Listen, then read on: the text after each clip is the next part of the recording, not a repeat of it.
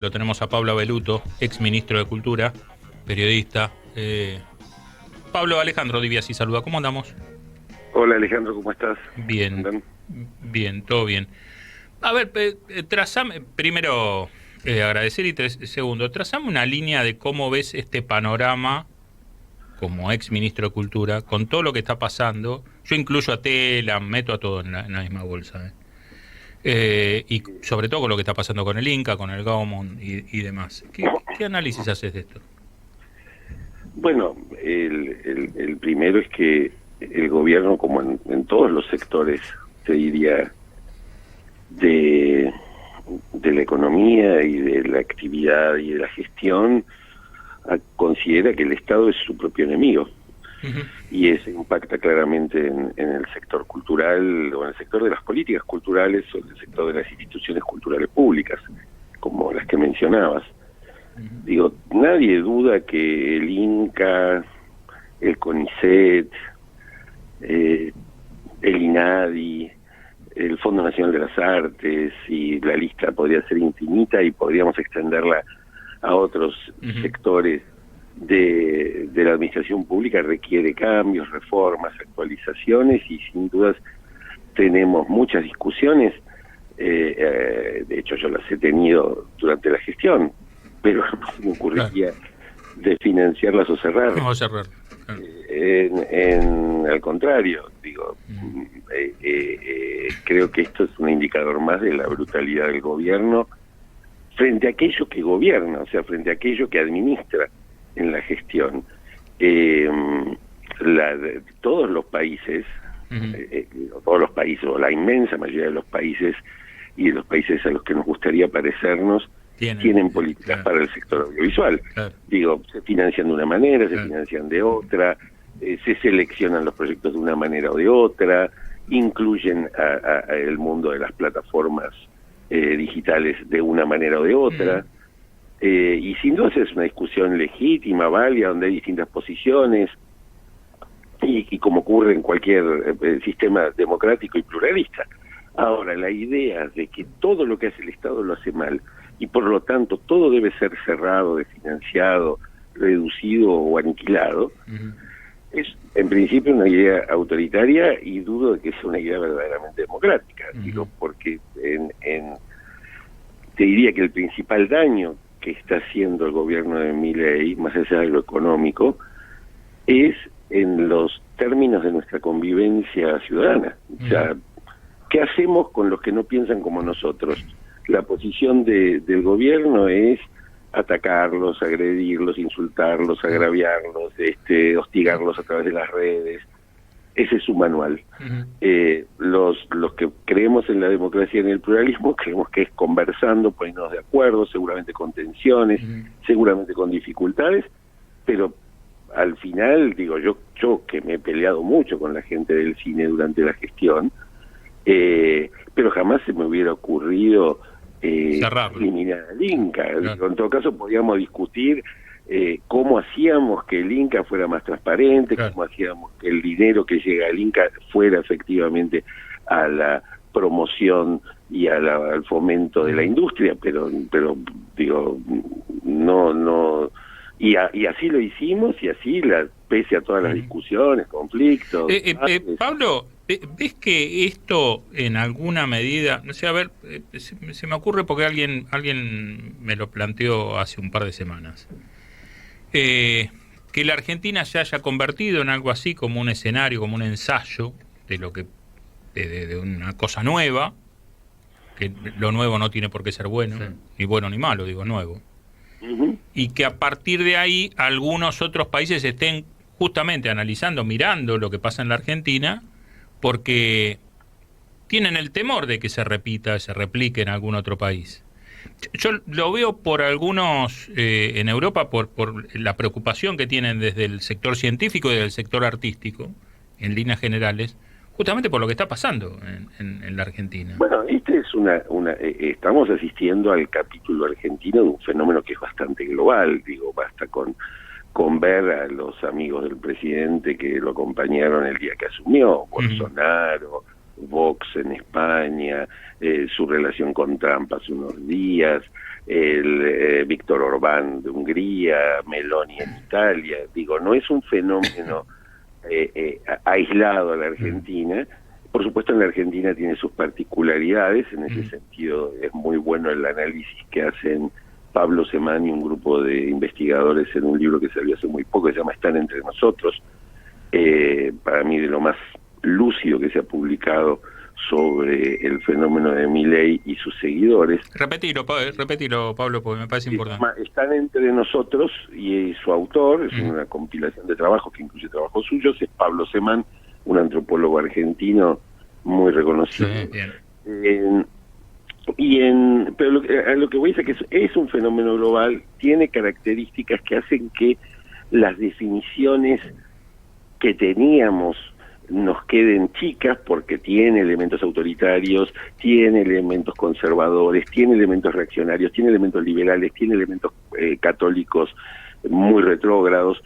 Ellos lo llaman fusionismo, es decir, fusiona, pero tampoco es nuevo, al menos no es nuevo en el lenguaje. Digo, el gobierno de Milei, yo no creo que sea una dictadura, pero habla como si lo fuera.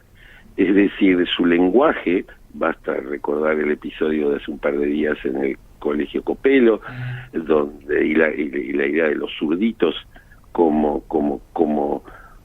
ironía, dicen algunos, pero para mí como un comentario profundamente descalificativo, es el lenguaje que yo escuchaba en el Carlos Pellegrini en la época de la dictadura. Claro. Era un adolescente. Digo, no es muy distinto. La idea de que la culpa de todo la tienen los políticos es una idea que estaba presente en la década del 70 cuando los militares tomaron el poder. Digo, no es no hay novedades en la idea de que el Estado lo hace todo mal. Era una idea que estaba presente en los años de Martínez de Oz al frente del Ministerio de Economía durante el proceso. Digo, no hay para mí grandes diferencias en el lenguaje, sobre todo a partir de la idea de que hay una suerte de cáncer instalado en el cuerpo social que hay que extirpar, eliminar, agredir, atacar, etcétera, etcétera, como decía antes. Ahora Pablo Martín Ganay, ¿cómo te va? Y esta idea que le quita valor a la palabra, es como el miente, algo quedará y no se pone en colorado, y todo lo que está mal es culpa del que está en contra mío, aunque lo haya hecho yo. La devaluación, los aumentos, siempre es culpa del otro. ¿Esto es parte de este discurso? Es parte del manual, digo. Claro. Hay un personaje con el que Patricia Bullrich estuvo a los abrazos en la reciente convención conservadora americana en la que también participó Milei, que se llama Steve Bannon. Steve Bannon fue el jefe de campaña de Trump en la elección anterior, y es uno de los ideólogos de esta derecha alternativa, nueva derecha, de este movimiento global a nivel internacional. Y vale la pena leerlo, porque todos estos elementos que recién Martín señalaba están escritos y contados por él. Hay documentales, libros, entrevistas que vale la pena leer, porque Milei es un seguidor, te diría, a pie juntillas de ese manual, que incluye esta idea de además una idea muy, desde mi punto de vista, muy en el fleje, que es que las instituciones de la democracia son un obstáculo para los cambios que hay que hacer en la sociedad. Entonces, siempre la pelota está picando en la línea de lo que puede o no ser constitucional. Sí, y lo último, lo que pasó en estos últimos días es un ejemplo, lo de el aumento de la dieta de los diputados. Ellos mismos generaron el aumento, porque lo firma Villarroel y Martín Menem, y ellos mismos los critican y señalan que el otro tiene la culpa para el aumento, así critican a todo el sector político. Me parece que esto es un ejemplo que cierra. Y sí, como fue por eso es tan complejo desde los sectores que no estamos de acuerdo encontrar, como decían recién, nuestra palabra, nuestra voz. Porque, por supuesto, Milei el otro día en su discurso del 1 de marzo, hablaba, ¿quién va a estar de acuerdo? Le sacamos las millas aéreas, le sacamos los celulares, le sacamos... Claro, todo eso está... A ver, la austeridad republicana es un principio. Ahora bien, debajo de todo eso, lo que está pasando es terrible. Claro, no hablamos de los jubilados, hablamos del salario de los diputados, pero no de los jubilados, de los trabajadores. Que han perdido... Claro. Pablo... Los diputados y los senadores, lo que tengan que cobrar, porque otra de las cosas en las que creo es que la política no debe ser una actividad que esté reducida a aquellos que tienen una forma claro que trabajan sin cobrar, seguro, pero al mismo tiempo digo, no podemos dejar de ver, digo, o sea, basta que uno salga a partir de que se pone el sol en cualquier ciudad grande de la Argentina y la miseria está ahí. Está ahí, sí, la tenemos, sí. Estamos hablando con Pablo Abeluto. ¿Y cómo ves? Vos fuiste uno de los, no sé si fundadores, pero estuviste en el germen de el PRO, Juntos por el Cambio. Digamos, tiene una responsabilidad, como todos los sectores, en que Milei haya sido presidente, y tiene una responsabilidad como oposición.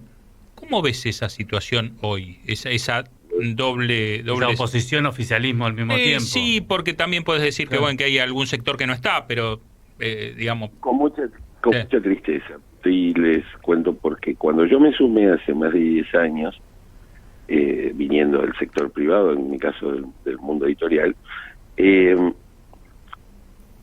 sueño, en todo caso, el proyecto, era la construcción de una fuerza democrática de centro, alejada de los extremos, en respuesta democrática, en plural, en respuesta a lo que entonces veíamos como el populismo, y verlos hoy detrás de este otro populismo a tantos dirigentes importantes, formando parte del gobierno, señalando que este es el camino, abandonando las prácticas sanas que habíamos incorporado de no insultar a los que nos insultan, de no responder a las agresiones con agresiones, a mí me provoca primero un dolor personal, porque fui parte de eso y creo y sigo creyendo en eso.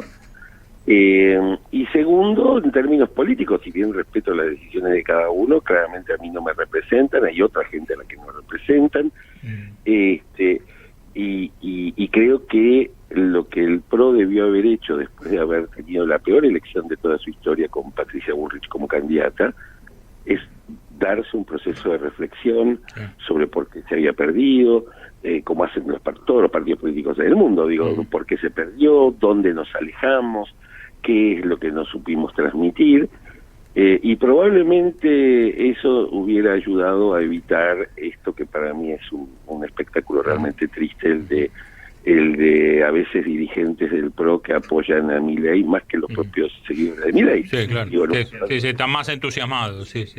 ¿Y en esto cómo está tu relación con Mauricio Macri? Yo tengo una relación muy respetuosa y él la tiene conmigo, hemos trabajado juntos en sus libros, estamos trabajando... ¿Estás terminando ahora un libro? Sí, es un trabajo profesional, un libro sobre su papá, y él sabe cómo pienso yo y yo sé cómo piensa él, digo, no, eso no se ha perdido y no debería perderse, digo, en todo caso, simplemente se trata de, bueno, hay un momento en el cual también entiendo que los partidos muten y giren, pero hay principios, valores y convicciones que están en la identidad originaria del PRO y en la mía como ciudadano que vos no negociás. Hoy se van alejando y que yo considero que no debo alejarme de lo que pienso. Digo, democracia y pluralismo es los ejes sobre los cuales se constituyó nuestra generación política más allá de la ideología de cada uno. Por lo menos para mí, que fui mayor de edad en 1984. ¿El libro se va a llamar Papá? No tiene título. Todavía no tiene título. Es una biografía sobre Franco Macri. Sí, sobre Franco. Una biografía muy personal. Claro. La mirada de Mauricio sobre su papá, digamos. Sí, una relación muy rica, digo, con muchos momentos de amor y momentos de distancia, casi que por momentos parece literatura, pero que es real. Bien. En algún momento yo pensé que Pablo Belluto iba a hacer un centro de rehabilitación, ¿viste? Porque él se considera que probó la droga del antikirchnerismo y salió de ahí. Creo que ojalá otros la dejaran, porque a ver, es interesante eso, porque sé que es una frase que tuvo bastante impacto. Exacto. Claro. Pero la verdad es que cuando yo percibí que el PRO a partir del 2019 había ido alejándose de todo aquello que mencionaba antes para convertirse solamente en un partido antikirchnerista conservador de derecha, cuyo único sentido y su único objetivo por los discursos públicos que hacía era la eliminación del kirchnerismo de la vida política, empecé a sentir claramente que eso chocaba con mis convicciones democráticas. Sobre todo, digo, desde la experiencia, si querés, más íntima. En mi familia hay kirchneristas. Y hemos atravesado de un modo muy difícil los años más duros de la grieta. Digo, donde he perdido amigos como muchos otros, he tenido conflictos con compañeros de trabajo como muchos otros, y me di cuenta en un determinado momento que eso no nos hacía bien a ninguno, ni a mí, ni a los kirchneristas, y volvimos a hablar, y volver a hablar sin que nadie deje de pensar lo que piensa, pero poniendo el acento en aquello en lo que estamos de acuerdo. En ese sentido, Milei, desgraciadamente, o no, vaya a saber uno, nos dio una oportunidad muy interesante que espero que muchos podamos aprovechar, que es la de volver a hablar, la de cruzar en un sentido y en el otro los puentes para poder disentir en lo que digamos, pero sobre todo cuando aquellos valores que te decía que como generación nos han constituido, que son los de la democracia, empiezan a estar chirreando, empiezan a sufrir.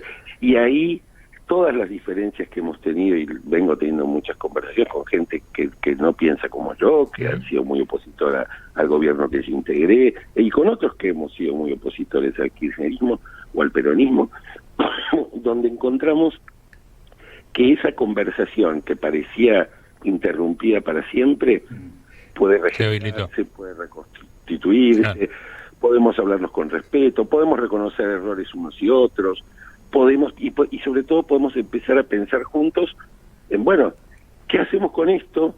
Porque ni unos ni otros estamos de acuerdo con que la Argentina se maneje por Twitter. Pablo, te agradecemos muchísimo la charla con Radio del Plata. Te mandamos un abrazo enorme. Un abrazo para ustedes. Hasta luego. Gracias. Pablo Belluto, ex ministro de Cultura.